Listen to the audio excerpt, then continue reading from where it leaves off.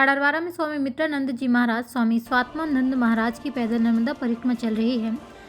राज्य शासन के द्वारा अतिथिगण स्टेट घोषित किया गया है। स्वामी जी ने कहा, माँ नर्मदा हमारे लिए नदी नहीं, माँ है। भारत देश की नदियों में सिर्फ एक माँ नर्मदा है जिनकी परिक्रमा की जाती है। माँ नर्मदा की भूमि ज्ञान त्याग की भूमि है।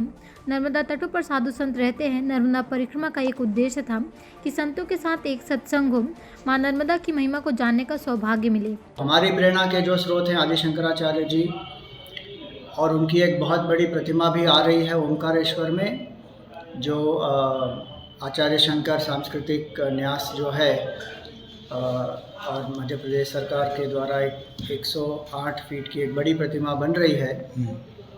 तो उसके लिए भी जो एकात्म यात्रा शुरू हुई थी वो स्वामी मित्रानंद जी ने शुरू कराई थी। तो हमारा यही संकल्प है कि माँ नर्मदा के तट पर हम परिक्रमा करें। एक तो हमारा आध्यात्मिक उद्देश्य है, अपने आध्यात्मिक प्रगति हम करें।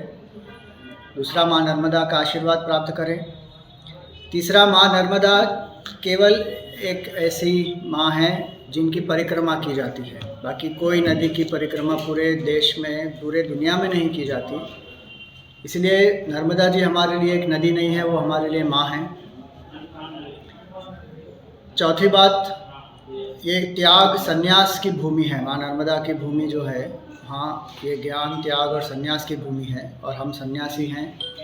तो ज़्यादा से ज़्यादा ज्ञान वैराग्य प्राप्त हो, उसके लिए बहुत से साधु संत महात्मा नर्मदा तट पर रहते हैं, साधना करते हैं। तो उद्देश्य ये भी था कि उन जहाँ संतों का हम सत्संग भी करें, उनसे मिले, कुछ साधना के बारे में जानें, कुछ संवाद भी हो। गाड़रवारा से संजय गुप्ता की रिपोर्ट।